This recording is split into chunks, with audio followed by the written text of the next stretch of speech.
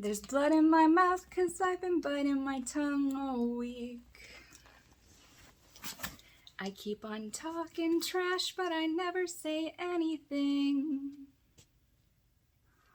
And the talking leads to touching, and the touching leads to sex, and then there is no mystery left. Hi, I'm Liv. I like to show off movies and clothing and things that I buy and like. And I hit 1,000 subscribers since the last time I posted a video of me actually talking. And that's kind of a huge deal. So I've already talked about it nonstop on my Instagram and Facebook since it happened on I think it was maybe Friday the 13th that it actually happened. So very cool. Still kind of shocked. Still know that it happened because of one very specific short video of me singing, and don't know if that's a good thing or a bad thing, but I'm just gonna run with it. And I have a couple things to open, 3 little packages, and I wore this shirt because 2 of the things that I'm gonna show off are Scream related. This movie is so near and dear to me, to my heart. The first one came out when I was 6. It was pretty freaking scary. I didn't see it when I was 6, but I think I saw it when I was maybe 8-ish, and it was pretty freaking scary. The second one came out just a year later, maybe 2 years later. I don't know. The third one came out in 2000, which is nuts that they came out that quickly, the 3 of them. But I really love Scream 3. I don't care what anyone else says. I love it. So there. Okay. Anyway. Mostly tapes and a shirt is what we're gonna do. That's what we're gonna show off. Are there other things that I wanted to mention besides the... So, I guess if you don't know, you're not familiar with, how YouTube works and, how people can actually make some money on YouTube, you need to have at least 1,000 subscribers to just, be eligible to start making money. But not only that, you also need to have 4,000 watch hours. People have had to watch 4,000 hours of your videos, which is kind of, when you try and think about that, that's don't try and think about it. I'm at, 1,000 of those hours. So I still have a long way to go before I can even start to make the tiniest little bit of money from the videos. But that's not why I did this. And even though there's a lot of people that have only really talked about my looks in the comments, there are a handful that have talked about my voice. And actual Mitski fans that say that they like my voice singing her songs. So that's a really, that's a warm fuzzy. And it's really nice to hear. Anyway, yeah, if other things come up in my head, then I'll mention those things. But for now, oh my gosh, okay. So I'm pretty sure I have all 3 of the, there's 3 different Scream VHS tapes. They, one of them has Sydney on it, one of them has Casey, Drew's character that is not very long-lived, and the other one is Courtney Cox. So, there's 3 different variants. I think they're blue faces, but I'm pretty sure I have all 3. I just don't have them at this specific residence that I'm at right now. But this is audio commentary by director and writer. So I'm so jazzed about this. Wes Craven is one of the tops to me. And I like all the Scream movies, but the first 3 are really my love, my heart. And the fourth one I talked about this before, but the fourth one I didn't even watch for several years because I didn't want it to happen. I thought it was like a perfect trilogy that just kind of tied it up in a way that I liked, and I didn't want it to keep anyway, but I'm very happy. I love the fourth one. What I'm going to say, what was it? The fifth one? I think the fifth one. That was the one that came out after, the first one that came out after Wes passed. And there's like a really big death that happens in that one. It was advertised that like one of the main three is gonna die, and like I'm not gonna tell you who it is, even though that's been out for a couple years, and if you are a fan of Scream, I'm sure you've seen it, and if you haven't seen it, then you're probably not a fan of Scream and you don't really care, and you just don't give a shit. Anyway, I didn't really care when when the character died. I was just kind of like, okay, well, bummer. But at the very, very, very end, it said for Wes. And I was just like, tears streaming down my face. Anyway, People Under the Stairs. I mean, Elm Street. He's an icon. He's a horror icon. And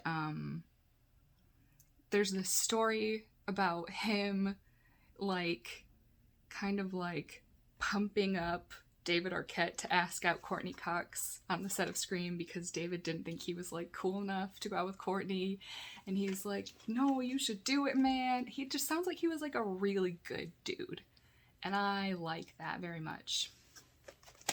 Okay, that was a lot of talking for this, but I'm gonna like pop this in as soon as I stop talking because I've been wanting to open this and watch it, but I wanted to film a video opening it, you know. So go behind the screams as you follow the widescreen version of the smash hit film the critics praised as the hippest thriller of the year. Here, director Wes Craven and screenwriter Kevin Williamson discuss the creation of all the edge of your seat excitement and surprises that started the Scream phenomenon. Yay! So yeah, this is from Chris, a dude in, I think he's in Chicago, maybe. He does like some stuff and some things, and I'll get a link for him too, probably. Sometimes I ask for links and people don't give me links, so that's why. But like, I would say 90% of the time, if I say I'm gonna post a link somewhere, I'll post a link. I'd say those pretty good odds. Like, only missed a few links. Anyway. Okay, we'll do the shirt next, and then I have 3 more tapes, I think. So this, I know I need to stop buying shirts. I have way too many shirts, but somebody in the Video Vagrants group put this shirt up, and for like $5, like just shipping costs basically, and like, you guys know. I had to have it, So, got another shirt.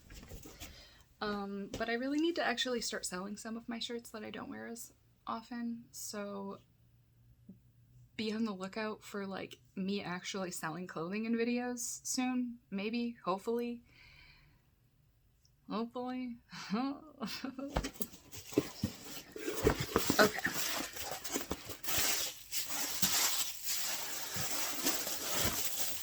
This last one is from Jay, who I have bought things from before, and he's never given me a link. He's one of the people that's never given me a link, but that's alright.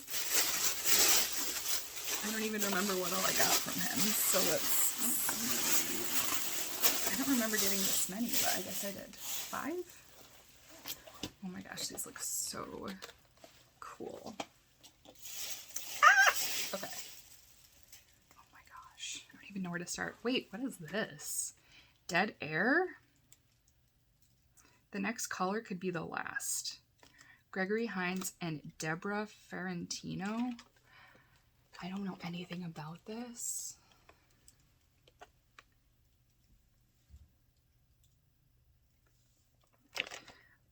But it looks cool. A stylish thriller Director Walton works his way up and down your spine, playing it like a marimba. I like that. To most, the nighttime radio disc jockey is a disembodied voice, an anonymous friend, a reassuring presence on the airwaves. But when a fan apparently feels a little too close to the man behind the microphone, the terror begins in this tense, suspenseful thriller starring Gregory Hines and Deborah Ferrantino. Mark Janik is a successful DJ who one night receives a terrifying call. It appears someone is being murdered on the other side of the line. Soon, Janik, along with the beautiful psychology student, Ferrantino, is caught up in a riveting, pulse-pounding battle for survival. As their adventure takes them through surprising twists and turns, and the calls are still coming, and the killer could strike again at any time. With dynamic performances and edge-of-your-seat excitement, the suspense builds to a shocking, unexpected climax. Dead Air is a live wire of a mystery thriller that will keep you guessing until the last tension-filled moment. Cool! Hour and a half, 1994. Love it! Okay. What next? Okay. My Sweet Killer? What?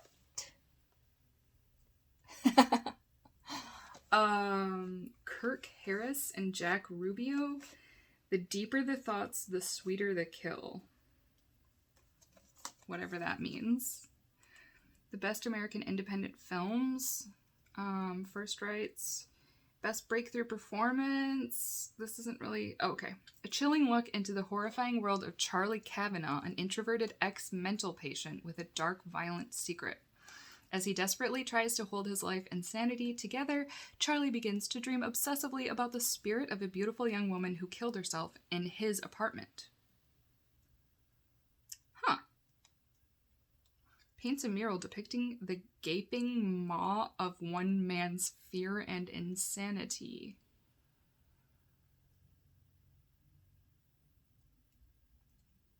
Okay.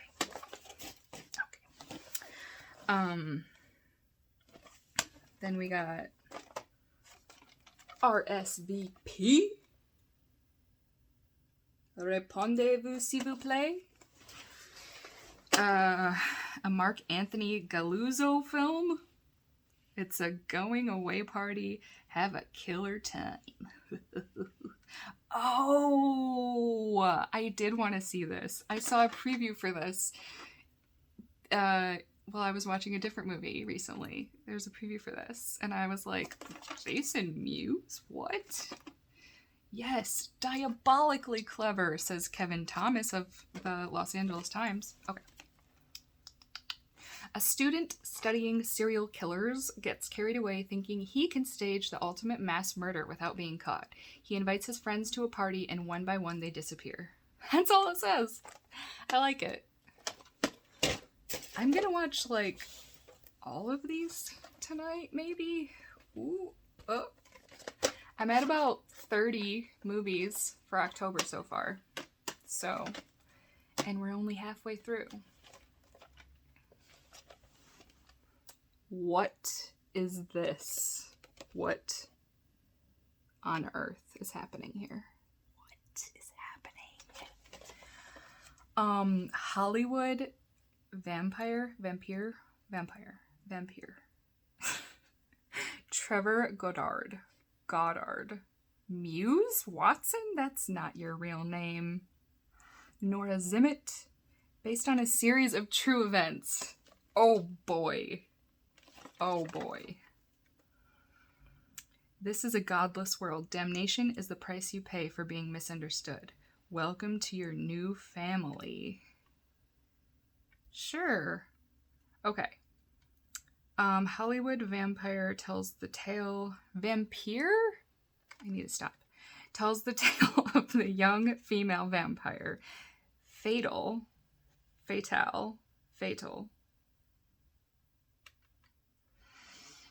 A former heroin addict who has embraced the underground gothic subculture. She decides to leave the family and break free from their depraved world with the help of her college tutor, Tom, played by Jeff Marshalletta. Standing in the way is Blood. Oh, his name is Blood? What?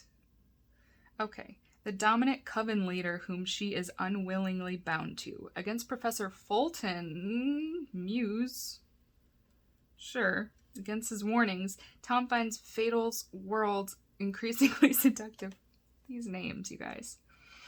As she gradually loses the only person she trusts, she suddenly discovers Destiny has other wicked plans.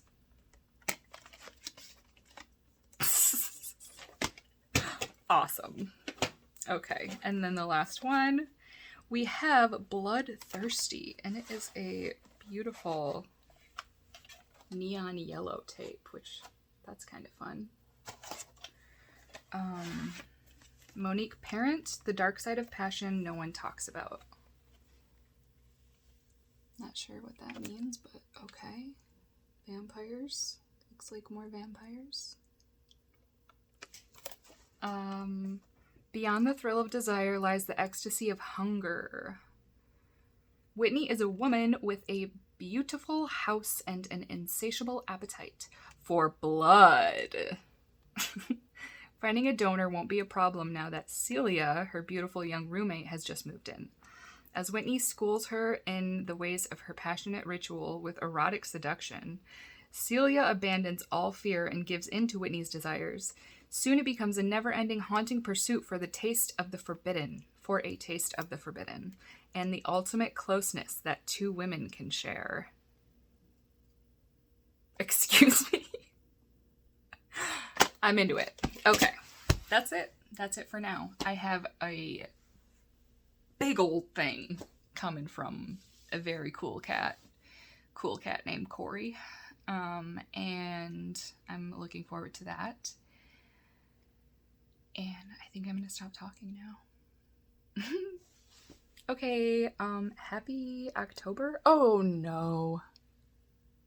You guys. No. The whole time. What's that from? I'm going to just leave this. I'm going to keep this in because... What's that from? The whole time. Okay, wait. I can do better. Daniel. The whole time. I have to leave. We have to go. I have to leave. We have to leave now. Okay, be kind and rewind, you guys. Bye.